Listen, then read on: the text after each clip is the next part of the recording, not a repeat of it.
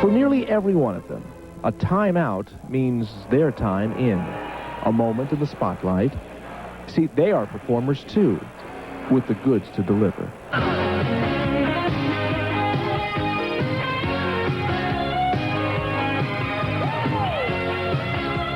Say the words, Laker girls, and it conjures up all types of images.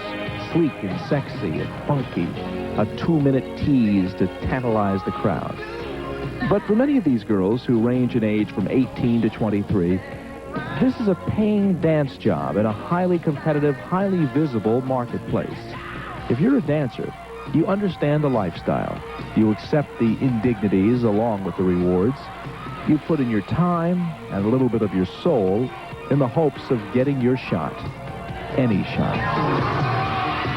The Laker girls. I think the average fan feels like they take a lot for granted, and they don't realize how much time and work we put into the rehearsals and all this for them. For 1 2-minute dance is something they don't realize, the sweat and tears that goes into a dance. 1 2 3 4 1 2 3 4 5 6 7 8 and out. 2 3. The audience only sees the finished product. They rarely see the long rehearsal hours. They don't know about the juggled schedules, trying to squeeze in auditions and callbacks. And for sure, they don't know how a dancer's body feels.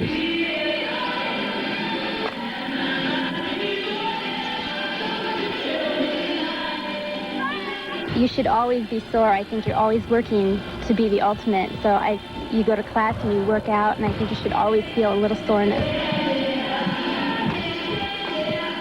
So there's maybe 17,505 people out there, and we've got to muster up. You know, it might be a bad day for us. We might not have had a really good day, some problems, but we've got to get out there and do our best. You know, we think, okay, we've got to perform for people out there. You know, that's basically our job. You know, we got to get out there, we got to smile, we got to look at, we have to have a good time.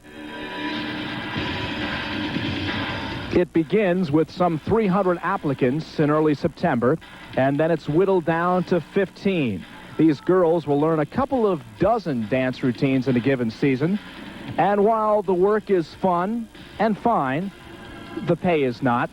$45 per game. No pay for rehearsals. But beyond all of the money, any dancer worth their salt longs for something more beyond the current job.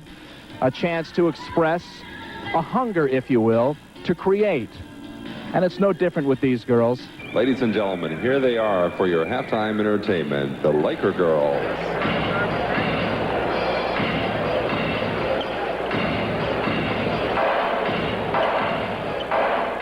It's an energy release for me. And I know that if I'm not performing or dancing and expressing myself in some way, then there's an inside energy that's not being released. Yeah, and I went for a time before, for about a year without performing, and something inside me was screaming to get out.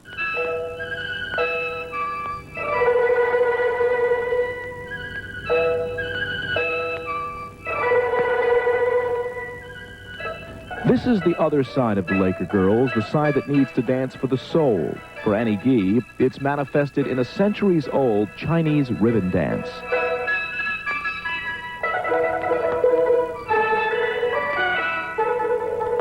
Well, with Chinese dance, I find the other part of me, being Chinese American.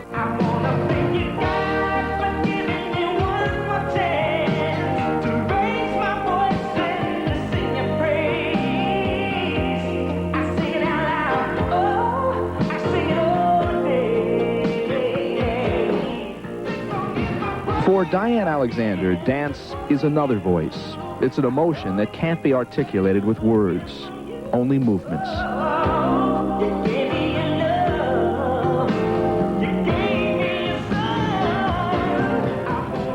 It's such an expression of yourself, and feeling your inner self come out, feeling, you know, I can feel inside, you know, I'm expressing something a little different to you this time when I'm dancing out there to a piece. From the time most of them were children, they dreamed of the dancer's fantasy, the image of the ballerina girl. It's a dream still worth pursuing, for this is an art form that transcends ideologies and cultures and colors. It is a language of the human heart, something worth all the sacrifices. Ballerina girl, you are so lovely.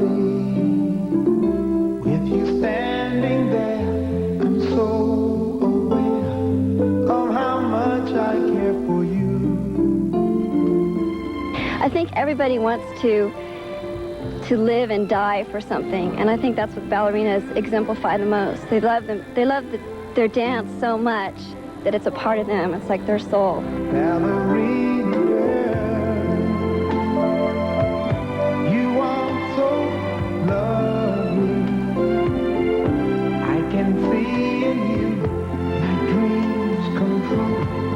Don't you ever go away.